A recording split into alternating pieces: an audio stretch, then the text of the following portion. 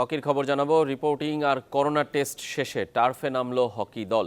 তবে প্রথম দিন দুঃসংবাদ হয়ে এসেছে নবীন স্ট্রাইকার দেবাশিস কুমারের কোভিড পজিটিভ হওয়া। তাকে আইসোলেশনে রেখেই ট্রেনিং শুরু করেছে বাকি দল। কোচের লক্ষ্য ফিট দল গড়ে তোলা। হকির নীল টার্ফে আবারও লাল সবুজের পদচারণা, পেছনে 2.5 বছরের বিরতি। প্রতীক্ষার অবসান হতে যাচ্ছে মার্চে বাংলাদেশের মগজমননে এশিয়ান চ্যাম্পিয়ন্স ট্রফি। করোনা টেস্টের পর অনুশীলন শুরু, ছালিয়ে নেয়ার মিশনে 30 খেলোয়াড়।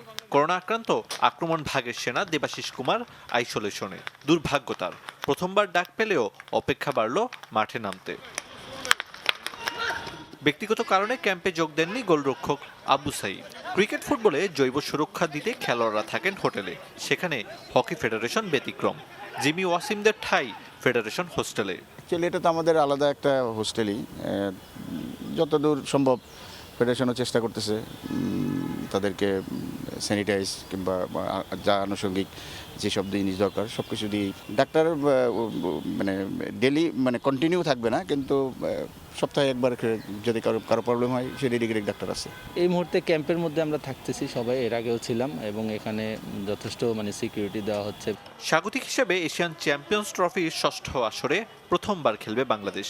বাকি 5 প্রতিপক্ষ শক্তিশালী, সেই নিয়ে না ভেবে আপাতত কোচের নজরদারিতে খেলোয়াড়দের ফিটনেস। বিরতির ধাক্কা কাটিয়ে দলের সবার এক হয়ে ওঠার লক্ষ্য। একটা লং টাইম গ্যাপ পড়েছে, এখন নিজেদের পারফরমেন্সটা গ্যাপের কারণে দেখা যায় যে আমরা ইন্টারন্যাশনাল ম্যাচ থেকে অনেক দূরে ছিলাম। ক্যাম্প যেহেতু এখন শুরু হয়েছে, আশা রাখি যে একটা লং টাইম আমাদের কাছে সময় আছে। কোচের প্ল্যানিংটা যদি আমরা সবাই ধরতে পারি, ওই প্ল্যানিংয়ে যদি আমরা খেলতে পারি, ইনশাল্লাহ আমার মনে হয় যে আমরা ভালো একটা কিছু করতে পারবো।